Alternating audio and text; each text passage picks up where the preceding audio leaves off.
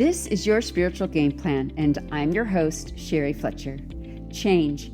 It happens to all of us. You've invested your time and energy into an important role, sometimes for years. Then suddenly it's time for you to move on. Maybe you've worked hard on a dream, and now your path is taking a new turn, but the dream isn't going with you. Perhaps you've raised your kids, and now they've moved on, but your empty nest is filled with parent care. Maybe you're in the middle of diaper changes and laundry piles. If you find yourself asking questions like, where do I fit in anymore? Am I even relevant? How do I find my purpose now? You are in the right place. This is the show for women in a season of transition. I believe that while your roles in life will change, your purpose is eternal. I'm here to help you understand just how intentionally you were made by a creator with a game plan. Through interviews and inspirational guests, we'll discover ways to help you unlock the purpose God placed in you, develop a game plan for your life's calling, and embrace the intentional masterpiece you were created to be. Today, I'll be talking with my friend and mentor, Kathi Lipp. Kathi is the Publishers Weekly best-selling author of 20 books and the founder of Clutter-Free Academy group and podcast. She and her husband, Roger, run the Writers Retreat, Writing at the Red House in the mountains of California, where they live with their chickens and a 10-pound dog named Moose. Today, I asked Kathi to help me with my personal overwhelming year and the process of packing up to move from my home of 18 years. I know you are going to enjoy Kathi's wise words mixed with her wit and humor.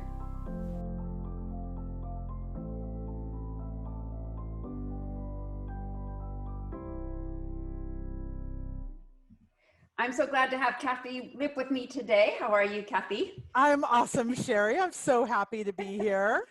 So I know Kathi because, we met through Sherry Gregory. And then I am lucky enough to intern for you. And you have been... Well, we're the lucky ones, let's be clear. But yeah, the first time I ever met you, you just showed up at my house. I had no idea who you were. And you said, can I come work? And I'm like, that's my kind of person. Yes, please. And I've been working with you and for you ever since, and I'm loving it. And I'm learning so much. So thank you for that opportunity. Yeah, I'll call you out. Sherry Gregory told me how nervous you were applying for the internship. And I said, she doesn't know she's already got it. Like, this is just a formality. So I was wondering, do I let her dangle on the hook, or do I just say, you've already got it? Come on. Anybody who shows up at my house and says, what can I do? And organizes the entire event. No interview required. You're amazing. And you were so sweet. You came up and you put your hands on my shoulder and you're like, you don't have anything to worry about. It's like, oh, thank you. You're so funny. I know we all do this as women, but you constantly underestimate your value. You really do. And it's not just for not just for your work, but let's not undervalue work either. Work is an important thing, but just who you are. Okay, I'm sorry. This is not a rain praise on Sherry interview, but I could for the entire time, but I know this is your interview, so go for it. Oh, thank you. Thank you. Well, I would love it if you would share a little bit of information about you and your family, your ministry, and a couple things you're doing at the moment. I know you had some time off this summer, and I'd love for you to share that with our listeners. Yeah, so it's so funny. I was telling one of my friends that I was taking the month off to write a book. And he said, well, okay, is it a month off if you're a writer and you write a book? And I'm like, yes, because I didn't have to meet with any other human beings. So like my entire committee was my dog, my cat, and my 4 chickens. So that was all I was accountable to for the month of July. But yeah, I'm a writer. I'm a speaker. We have an online group called Clutter-Free Academy, which you're a huge part of, Sherry.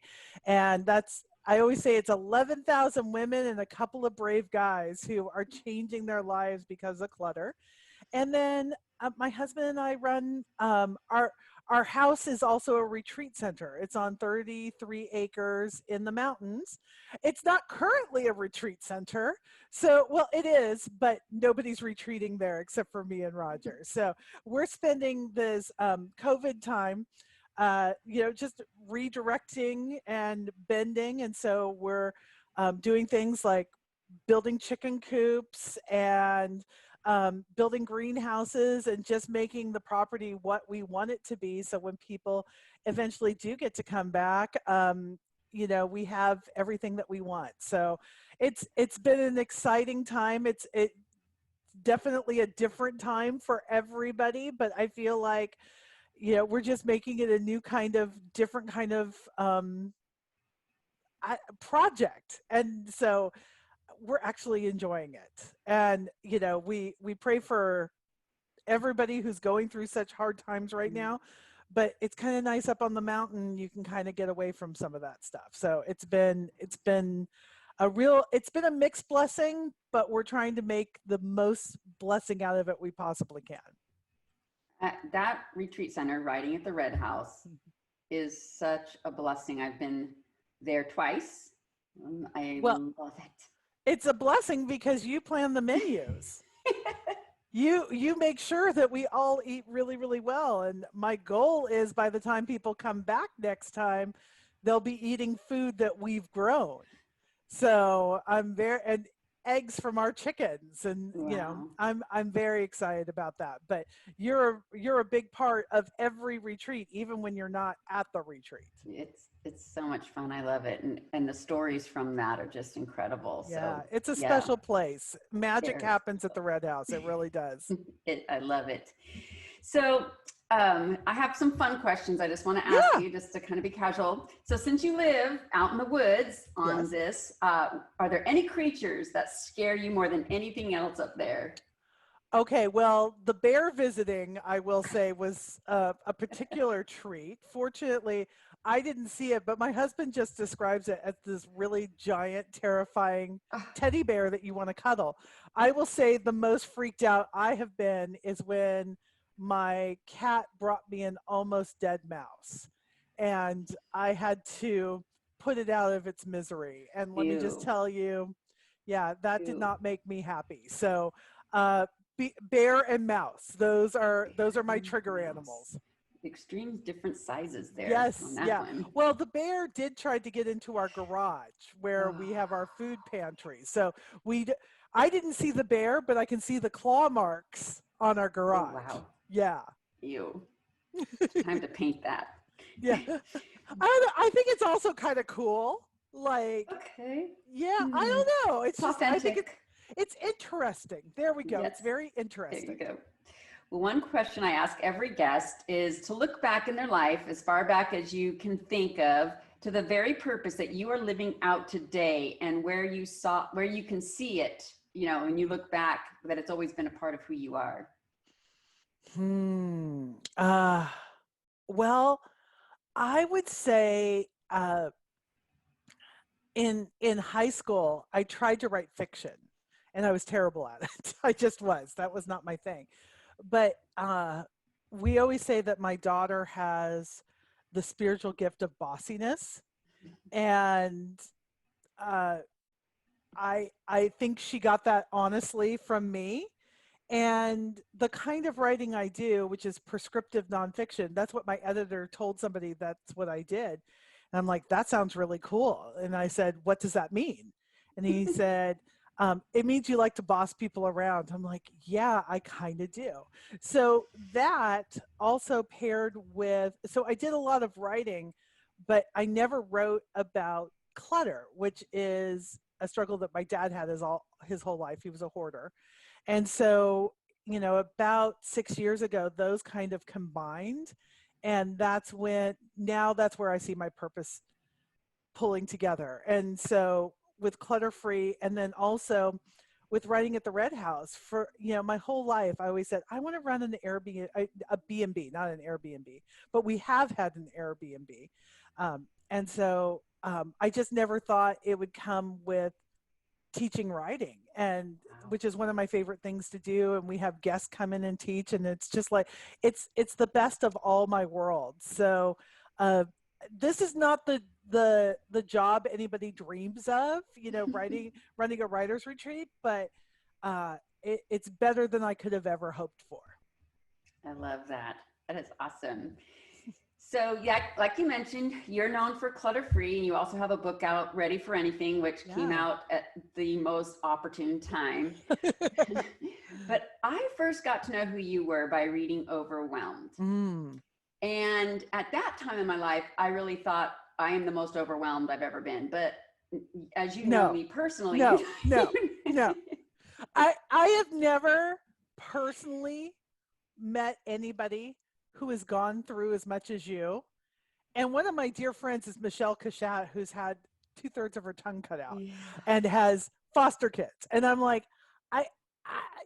you guys are neck and neck, but I think you may be pulling out ahead. Like, I cannot believe everything that you have got, everything that God has brought you through.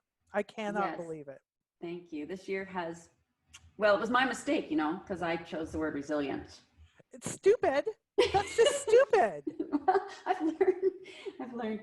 But yes, it has been a crazy year. And so going back through your book, Overwhelmed, has been really, how sometimes you go through it and you underline them, and if you go through it again, you'll be like finding something else to underline, but looking at what you underlined before. So well, it's such a combination of what you're going through at the time and what the Holy Spirit reveals to you. It's such an interesting thing, because things that, you just glossed over 2 years ago, there are books I reread every single year. And, one of them is called Animal Vegetable Miracle, which isn't even a spiritual book. Oh, it's the best book ever. Oh, Sherry, I love it. It's by Barbara Kingsolver. And like, I've probably read it 10 times, but there's a whole chapter now. Okay, this is really bad. This is not where we meant to go with this conversation. About turkey sex. I'm sorry. But here's the thing. We have hundreds of turkeys on our property. Not that we're keeping. They just live there. And so this is now a fascinating chapter to me. But yes, with Overwhelmed, something that wouldn't have popped out to you 3 years ago is now really important. I bet you've never had a guest talk about turkey sex before. I have not. Yeah. And it actually brought back a terrifying memory. I live in the country. Yes, I know. Yeah, and I'm a runner, and I should carry mace or something with me. I just don't. I forget. Yeah. And a friend and I were running, and I will say it, we were running at about 5:30 in the morning. Very early.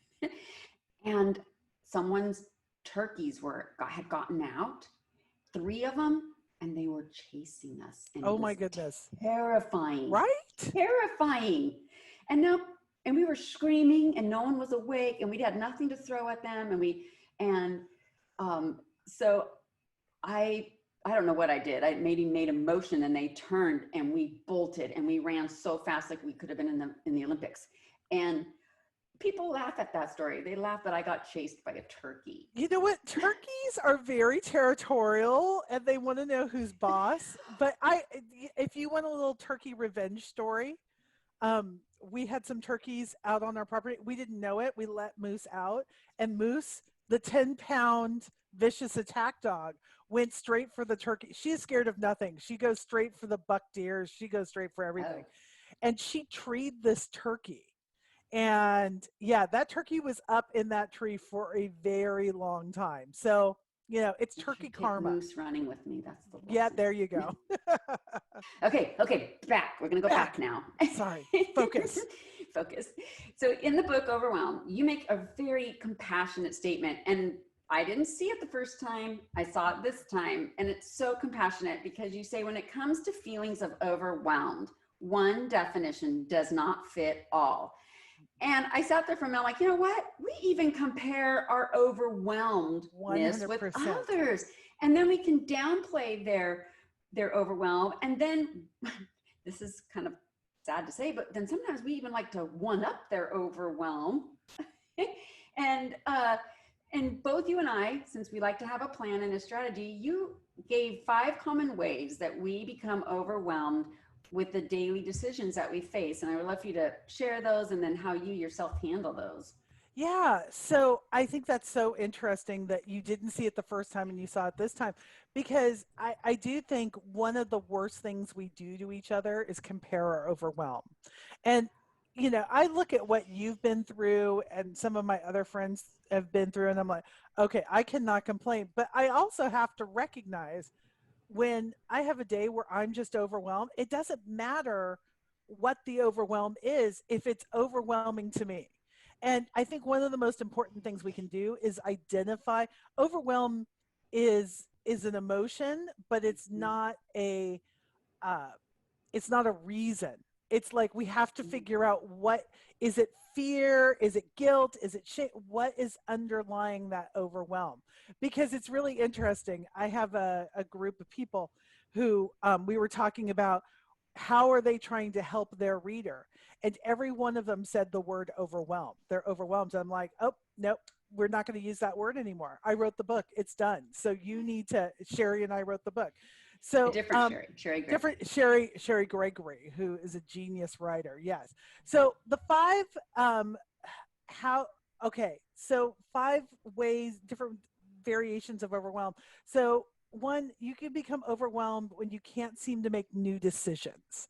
I think that's very prominent right now with COVID. It's very hard to make a new decision because it takes energy to make that decision, and we're all feeling very tapped out. 2, you can become overwhelmed when you have trouble making the right decision. I had a friend growing up who once every 3 months would call me, and we would have a 2-hour discussion about whether her boyfriend was the right guy to marry.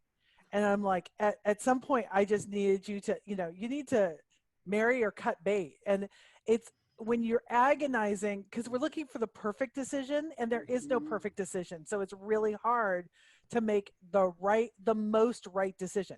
3, you can become overwhelmed when you don't execute the decisions you've already made.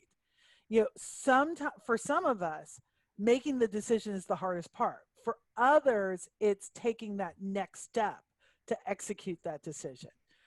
4, you can become overwhelmed when you're dealing with consequences of poor past decisions. Uh, we've all been there. We committed to something that we shouldn't have committed to. We got into a relationship and we start to learn from those. That's why, wisdom comes with age. Now, you can also get really old and never acquire any wisdom. But for most of, we can see the mistakes we've made in our past, and, little red flags go up and say, don't make that same, mistake. Make a different mistake, but not that same one. And then 5, you can become overwhelmed when you're coping with life circumstances that involve little to no choice. And I feel like that's been your story. Yeah, I highlighted that one. Yeah. Well, and here's the thing, to a larger degree, that has been every human being's circumstance in 2020. Nobody chose COVID. No. Nobody chose, those circumstances, and yet we're all facing the consequences of them. And so, man, a little prophetic here. But when you feel like you don't have any choice, I feel like that is one of the most fear-producing and anxiety-producing circumstances you can be in. Yeah. And that's what I've had this year. I was going to say, so what are the overwhelming feelings for you? Yeah. Because you've been in a lot of circumstances without much choice. Yeah. So like I said, I chose the word resilience, so I'm trying to really focus on that. But in January, my husband and I were hit head on by a truck that lost control and spun into our lane. And you know what, Sherry? I even forgot about that one. Oh. Like, you've had so much other stuff. It's every month. Oh my goodness. So okay, go ahead. Well, our car was totaled, but everyone involved walked away. Thank God. So we were resilient. And then in February, I was actually with you at West Coast Christian writers. Yes. When my husband called me on February 28th and said, we have a case of COVID in our nursing home. My husband manages that nursing home in Kirkland, Washington. Which felt like ground zero. I know the first yeah. case of somebody dying was in Santa Clara County, Yeah. where in January I was living. But you were, I mean, like when you talk about the news and CNN and Fox News and everything, that was your husband's nursing home. Yes. In April, my daughter tore her ACL. And so I was lucky enough in all this COVID mess to be able to fly back. And she was lucky enough that they would allow her to have the surgery. Surgery, yeah. Yeah. And so I was with her for about 10 days with the surgery and that stuff. And that was in May. And then in June, my middle son was in a almost fatal car accident that has been something that will change our lives forever. And so, and then now in July, well, it's August, but in July, we decided that we would be needing to sell our home of 18 years. And, you know, so, and so, yeah, it's just been, it's August. I guess we're still waiting to see what comes this month, but it's been a hard year. And so none of those things, none of them we had or still have no control over. And by the way, like 2019 was no picnic for you guys either. Yeah, it's a blur. Yeah. I mean, there was already stuff going on. Yeah, but man, the faith, you know, to be able to see God in every aspect of those situations and where he still is. And it's, you know, it's just been amazing. And I'm so thankful for that. Yeah. But it is overwhelming. So, yeah. And so speaking of overwhelming, I see a lot, well, even before COVID, a lot of people were and still are taking all the personality quizzes and trying to understand themselves better. And how do I, you know, how do I get more clarity and what's going on and how am I handling it based on my personality type? And you call it in your book, Overwhelmed, the mystery of me. And so during these times of overwhelm, why is it helpful to understand our own personality style and what overwhelms us in relation to, like we talked about earlier, what overwhelms others is different, but yeah. Yeah. So I think, you know, if we're looking at Enneagram or something like that, or, you know, my husband and I use a different personality system where, you know, I have the most, you know, the positive personality. When I look at Strength Finders, my number one thing is positivity. And I have to remember that while positivity helps me, it doesn't always help other people who are going through hard times. You know, it can be very easy for somebody with my personality type to give a pat answer. You know, it's like, well, God's going to bring you through, you know, those kind of things. And nobody needs to hear that nonsense right now. You know, we need to be joyful with those who are joyful, and we need to grieve with those who grieve. And, you know, and to acknowledge the pain. I'll be honest, COVID has not been, the experience, the shelter in place, that kind of thing, has not been that hard for me. And nobody wants to hear that. Nobody on the planet wants to hear that. But we sold our house in San Jose the day that shelter in place started. And we ended up living with my mom for a couple of months because our house in the mountains was snowed in and we needed to finish some things up there. But we've now moved up to the mountain. My husband is working remotely. So that means he's no longer gone 3 days a week, which is what, you know, was happening before all this. Like, that's a benefit to me. But nobody needs to hear that right now.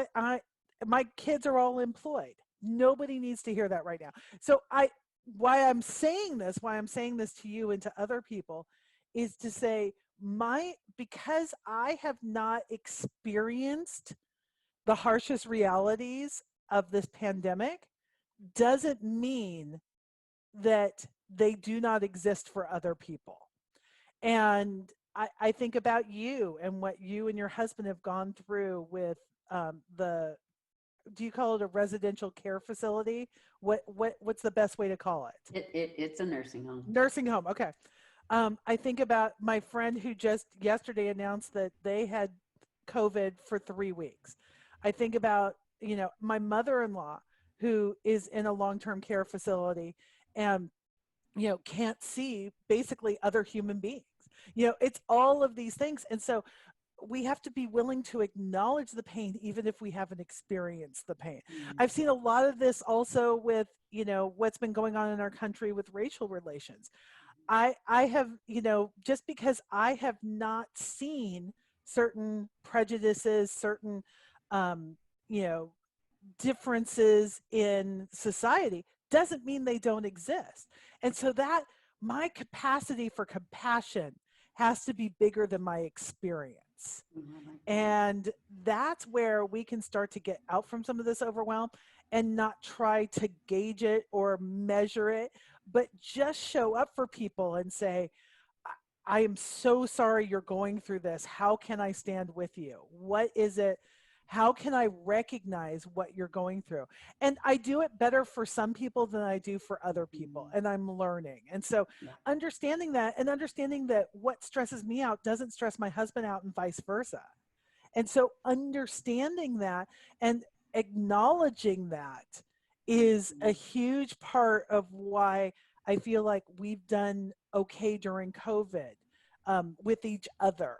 And saying, to give people room for their own grieving process during all of this. Yeah, I love that.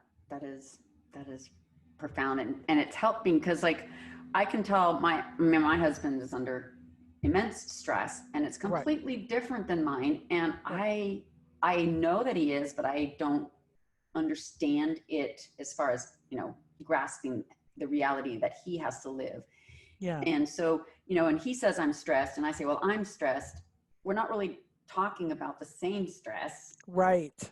And being able to say, what is it that's stressing you out and how is that affecting you? Because, he is a 6 and I'm a 7. So I'm like you, I just want to go, okay, well, let's just do this and it's going to be better. And he's perseverating. Yeah. And so just being able to allow him and ask him, well, how does that look to you? And not try to solve it. Right. That's huge. Yeah, so many people just need to have their pain acknowledged. I've been married before, that, and I had a mother-in-law that, I broke my toe. Well, her response was to tell me about the time she broke her ankle. It was always that your pain doesn't count. Yeah. And what that told me is that I didn't count. Yeah. And so to be able to show up and acknowledge and say, I don't understand all you're going through, but I see what you are having to deal with. And I don't even know the full extent, but to know, just know that I admire how you're handling this and I am here when and if you need to talk it through. And I admire, the steps you're taking. There's so many things that we can tell people and just see into what they're doing and saying, to call out the best in people during their worst times is a beautiful gift. Thank you. I felt like you were saying that to me. I was, because I know you do that. I know that you are a caller outer, and I love that. Thank you. Okay, so we mentioned earlier in the that I work with your clutter-free branch and the Writing at the Red House, but I do mostly the clutter-free. And I have to admit, when I signed up for internship, you don't know where you're going to get put. Right. And I had secretly hoped for podcast. And so when I got clutter, I was like, but I'm not a clutter person. I don't have, no, I do. I don't have clutter. You don't have it on the surface. You're my closet clutterer. Yes, I am your closet clutterer. My clutter is a little bit more organized. Yes. And this has opened up, I know God put me exactly where I need to be. It has opened up such a new understanding, because what I appreciate about your take on clutter versus other clutter-free programs or clutter programs is yours is so compassionate. Yours is so realistic to what people can actually do. And it's spiritual. There's so many implications to clutter. It's not just what's in the closet, on the counter, in the corner. Yes. It's in our hearts. It's our spiritual walk. It's what's in our mind. And Right. doing that with you has been such an opening, experience for me. And so one of the things that you say is that it's never one and done, and that it's taking small, doable steps to lead a clutter-free life. And that has helped me understand that I'm not going to achieve clutter-free in one day. I tend to say, okay, this Sunday, we're going to do the whole garage. Right. And then, it doesn't happen. And then I feel bad. And then I feel overwhelmed.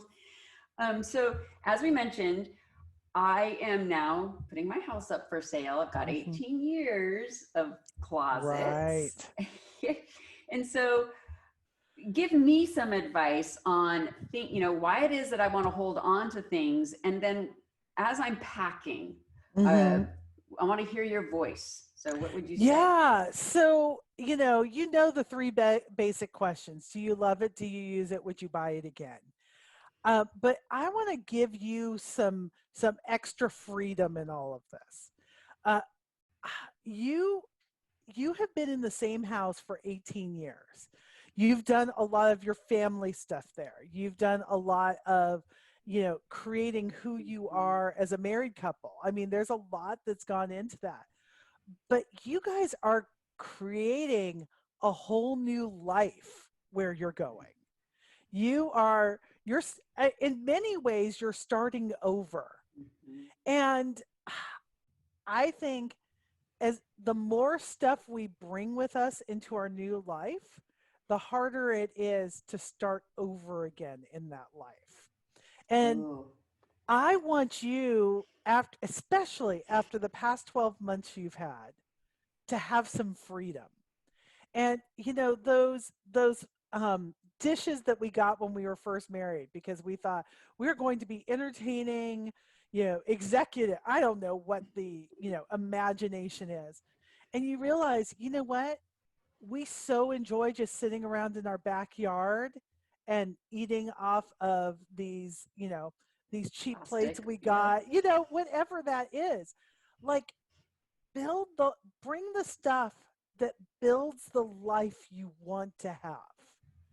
And say goodbye in the best way possible to that life that you imagined for yourself that doesn't fit you anymore. I think about all the things that we left behind when we just moved from San Jose to the Somerset house. And let's be clear, I brought more than I should have, and I'm still going through it. We kind of had to pack and go in a very quick amount of time because hello, COVID.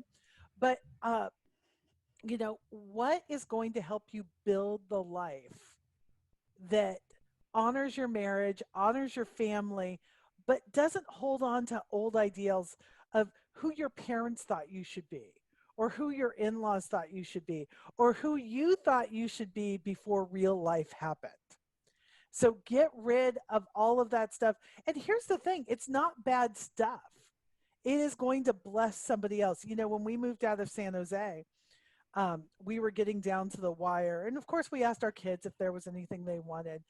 But we had a young couple who were just starting out. And we went through our house and we put Post-it notes on everything that we were giving away. Sherry, they took everything. Wow. They just said, we have nothing.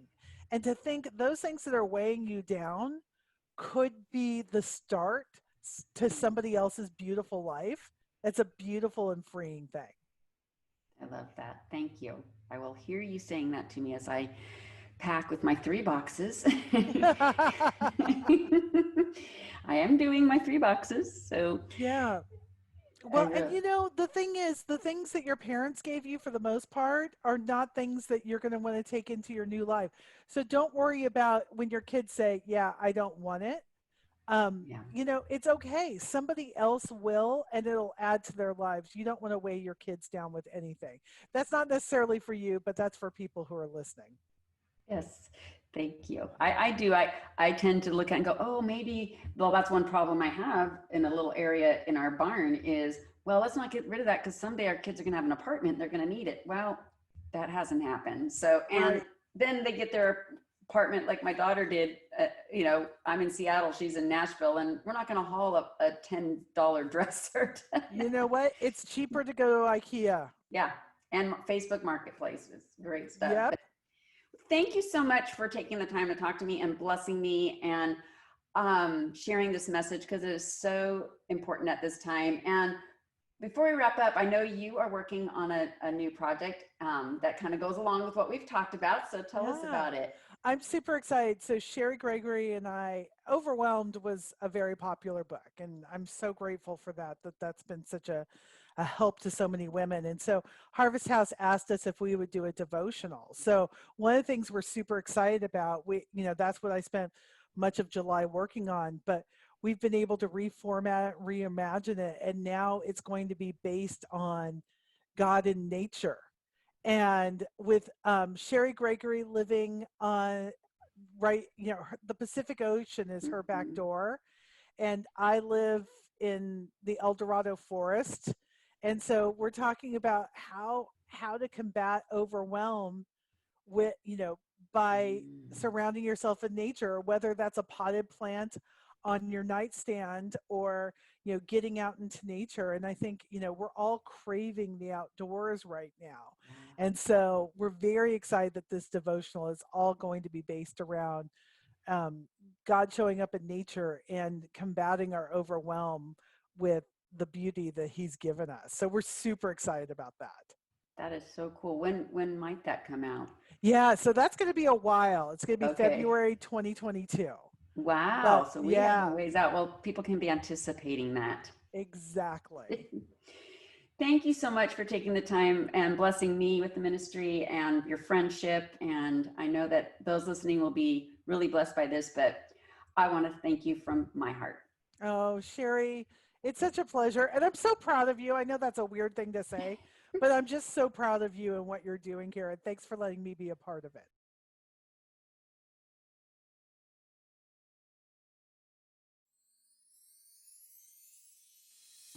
I hope you enjoyed my time with my friend and mentor, Kathi Lipp. Links to connect with Kathi are in the show notes. And if you enjoyed today's episode, please be sure to subscribe so you will not miss other great guests. I would also appreciate it if you would leave a rating and write a review. What are some of the reasons that are underlying your overwhelm? I hope that Kathi's words of wisdom help you with taking the next step. We cannot gauge or measure our overwhelm to others. We just need to stand with each other and have the capacity for compassion. I loved your words of encouragement. For me to have freedom in my move and to build a new life that will honor my family and to let go of what will overwhelm me and keep me from taking that next step. Thank you for joining me, and be sure to listen to any of the other episodes you may have missed.